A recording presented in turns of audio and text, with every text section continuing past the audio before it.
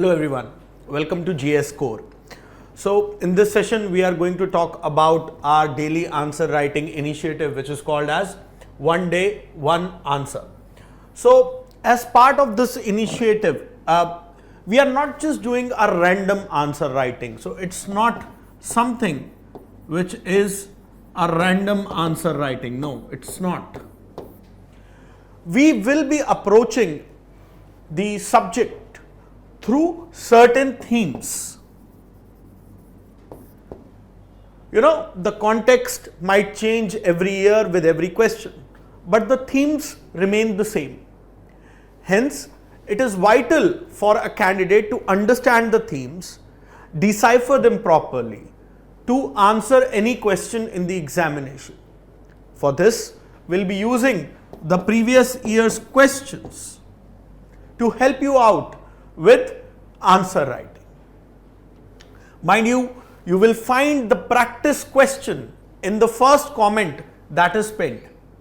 Also, in the description of this video, you will find the link of our Telegram group where the discussion regarding today's practice question will happen. Also, you will find the handle on which you have to send in your responses in a scanned PDF format. Apart from that, as a method to deal with the themes, we are going to take up a PYQ which I will be discussing in today's video. And through that PYQ, basically we'll try and understand the theme. Now, why is it important? Because ultimately, when we write an answer,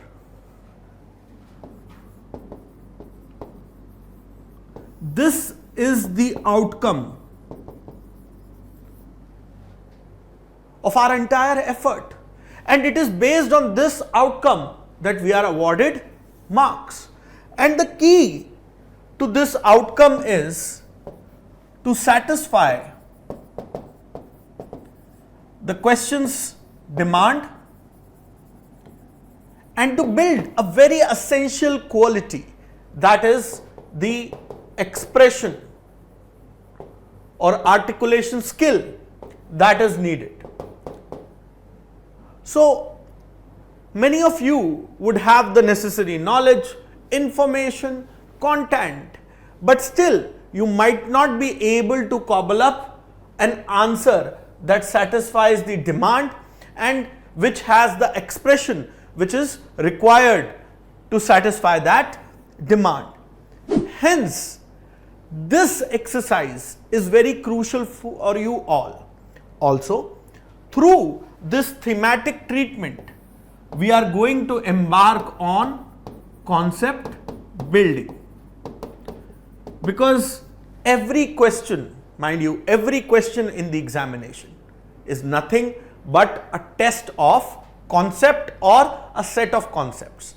And through themes, we can actually build those concepts and bring about the satisfactory addressal of the demand of the question through the right expression.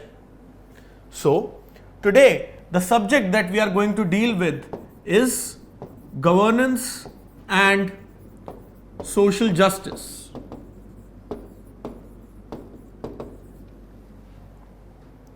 That is part of GS paper 2. That is part of GS paper 2. Let me remind you again that the practice question that you have to do is there in the first pinned comment of this video, and where you have to send, and the discussion, the details are there in our Telegram group. Also, the details are there in the description as well. So let us move to the pinned question that we have. So if you look at this question, analyze the role of local bodies in providing good governance at the local level and bringing out pros and cons of merging the rural local bodies with the urban local bodies. Now if you look at the theme here, the theme here deals with a string in our syllabus, that is devolution of powers and finances up to local levels and challenges therein. Now this is something which is mentioned in our syllabus, right? Now if you look at broadly this theme, the concept here, it is about local governments. Now the structural part of it gets covered in the Indian polity, whereas the functional part of it, the application oriented part of it, gets covered in governance and social justice, both part of GS paper 2. Now if you look at all the issues surrounding this theme, they can be boiled down to certain key aspects, that is issues of funds, functions, functionaries and functionality, right? So this question, by the way, was asked in the year 2024. This question was asked in the year 2024, that is the recent mains.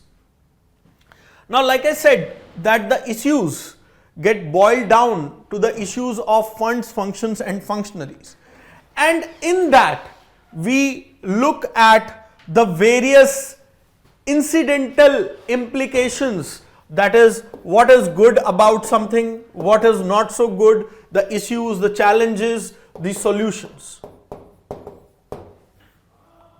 Now to speak about funds, we often hear that the employees of the local governments are not being paid well, they are not being paid on time, right? Always these local governments have a lack of funds. Okay. Now the issue stems from the fact that the limited resource pool of these local governments and their limited revenue streams that are there, they are largely dependent on grant in aid, either from the center and from the state governments. Now the catch with this grant in aid is that it is tied in nature. That means reducing the autonomy of these local governments, whether urban or rural, in using these funds as per their own needs. It's a top-down approach. When we talk about functions, the state government is the agency, the state legislature is the cradle in which the local government takes birth. While there is 73rd and 74th Constitutional Amendment Act mandating such bodies, these bodies come to life via an act of state legislature. And in that, the modalities of operation are defined. So those acts do what? They often end up delegating functions which are non-complementary in nature. So some functions are kept with the state government, whereas certain functions are delegated to the local government. Yes, as part of the 73rd, 74th Constitutional Amendment Acts, there is a list of certain mandatory functions, but that list is very small when it comes to the optional functions. So it is up to the sweet will of the state government. And often, you will see that the functions which are non-complementary are delegated. This leads to a conflict, a turf of war. And through this, because the funds are not enough, the functions are not realized. Next, coming to functionaries. Again, lack of trained manpower, lack of adequate resources, corruption in recruitment, and also the personnel structure, frequent transfers, from state to the local, vice versa. They impact the functionaries and ultimately the functionality. You have various agencies, district planning committees, district rural development authorities, the office of district collector or district magistrate. Remember, this district magistrate is the employee of the state government, not the local government. So he has little interest in the affairs of the local government. So all of this actually comes together for suboptimal performance of these local governments. Now, there are various suggestions. Some of the suggestions are that you have center Lok Sabha, Rajya Sabha, you have state legislative assembly largely, right, and then the local government, urban and rural. Now there should be a legislative council which should be mandatorily created, and the members of these legislative council should be elected through the local government, as the Rajya Sabha is acting as a council of state, right? So as to give a say to the local government at the state level. Otherwise, what happens in the functionality domain? The state governments having a different political dispensation than the local government often treats those local governments with a stepmotherly attitude. Similarly, there are other suggestions. For example, often there is a conflict between the rural and the urban areas in a district, and the holistic district level development becomes the casualty. And hence, there is a suggestion that the urban and rural local bodies should be merged.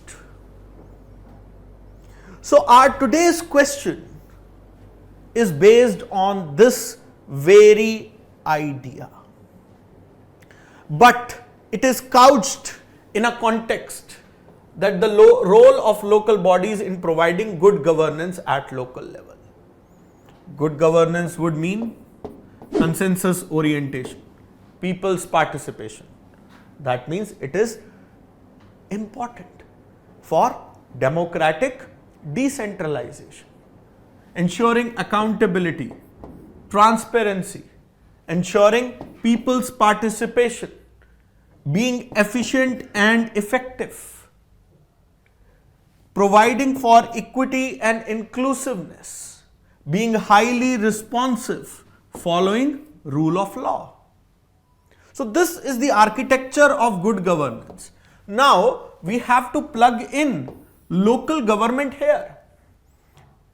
Okay?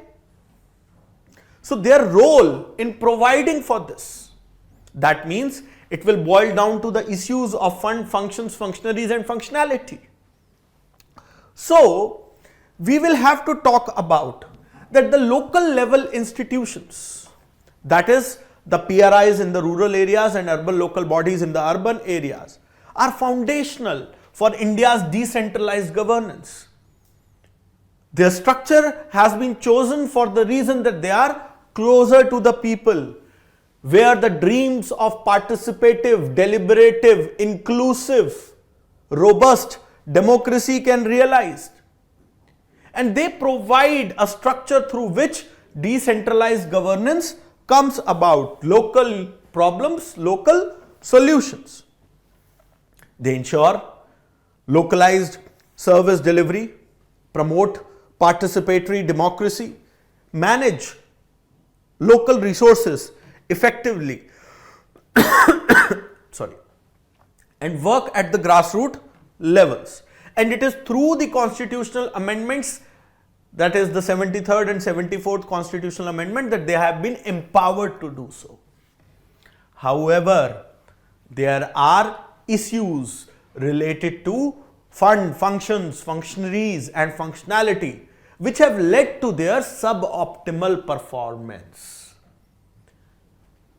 One of the key aspects which gets flagged here is the dissonance between the rural and urban areas in a district, and hence a conflict of interest kind of a situation, which leads to lack of holistic development of the regions.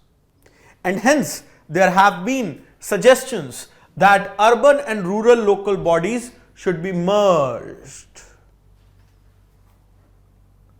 to provide for an agreeable solution to all, so that they can have view of both the sides of the spectrum. While the local governments, as part of their good governance, facilitate citizen engagement, have a far more direct accountability through platforms like Gram Sabha, ward committees, etc., where citizens can raise their queries, can assert their rights and entitlements. For example, Kerala has successfully utilized the local bodies to manage health and educational resources. However, like I said, several challenges remain due to their fund functions and functionaries. So while the idea might feel necessary because of the prevailing situation, it is not a foolproof idea. It has certain pros and cons. Then we will list out pros and cons. The pros would include that it would provide for integrated development, better resource utilization and optimization in terms of all material resources, human resources, virtual resources, every kind of a resource that is there. And it will lead to cohesive urban-rural planning, development, better sensitivity towards folks who are living in rural areas for urban areas and vice versa, better integrated circular sort of a development. But there are challenges as well. It is administratively very complex because it will come down to nitty-gritty. Allocation of funds, how much manpower is to be employed, what material resources, physical resources, infrastructure has to be put.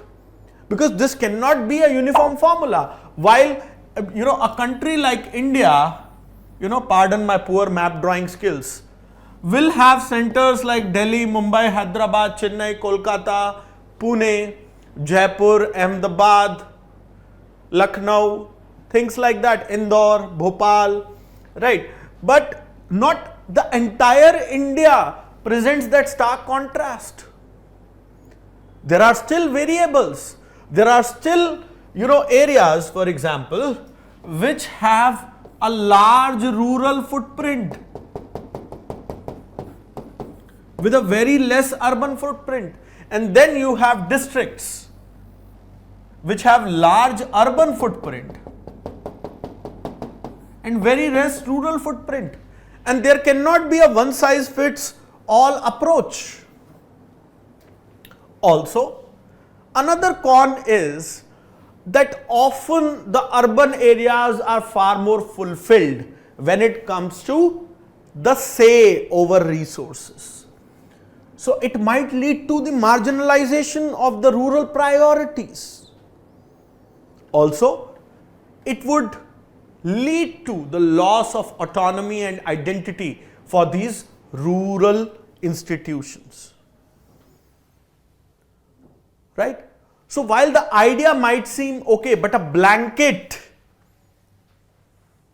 nationwide rollout might not be in the interest of development and progress. Hence, rather than creating a structural anomaly through this, better program implementation and addressing the core issues of fund functions functionaries should be the measure to bring about to actually bridge the problems which are impacting our local governance landscape. Okay, through programs, policies. For example, you had the urban idea, right? Rural development programs, urban development programs. Okay, through digital connect, BharatNet, etc. So this should be our approach. And through this, we will have to see how the funds will be there, how the functionaries will be there, how the functions will be bisected, right, and how the functionality will happen.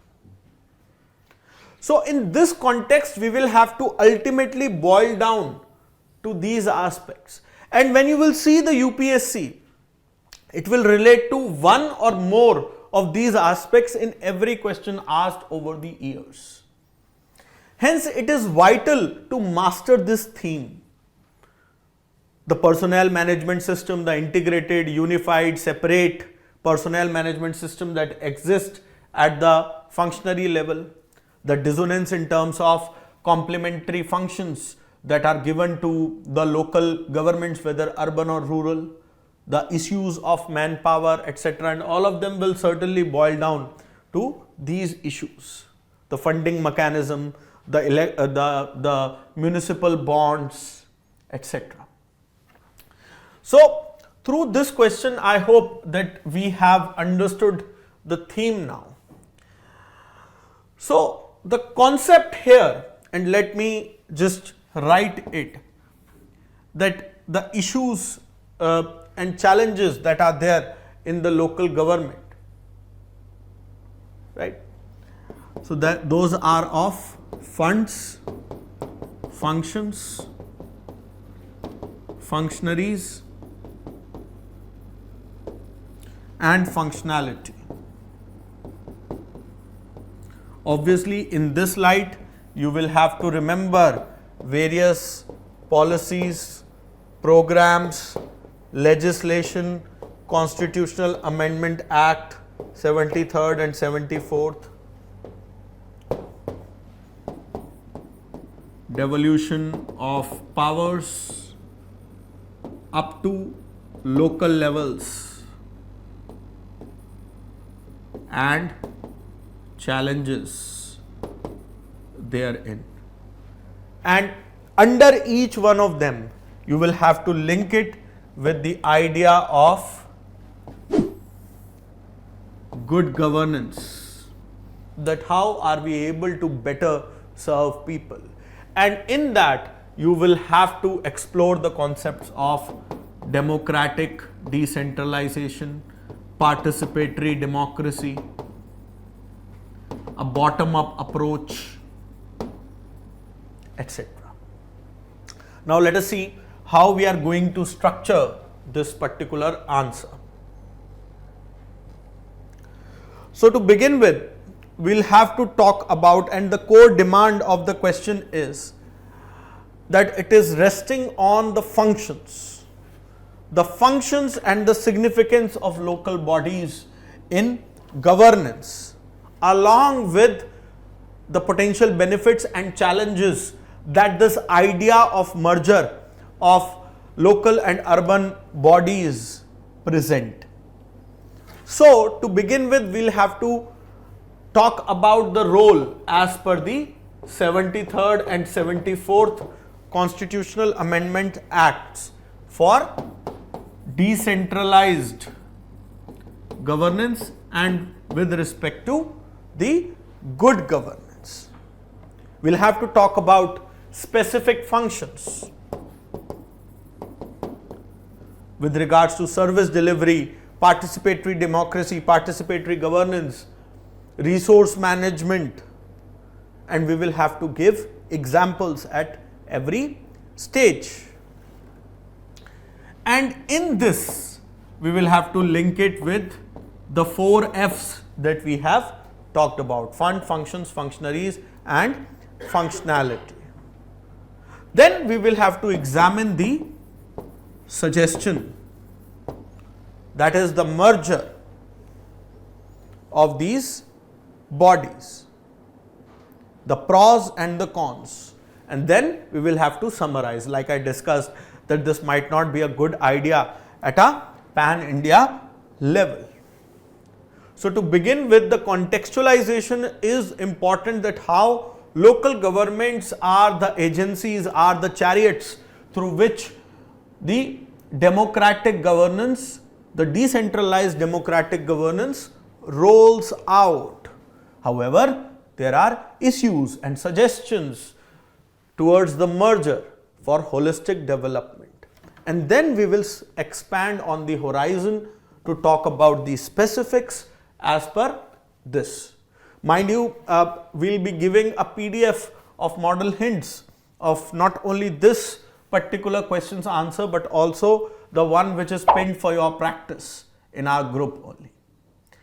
Right. So I hope through this theme you will be able to examine the issues of local governments in detail and practice them through the question that is given for your practice.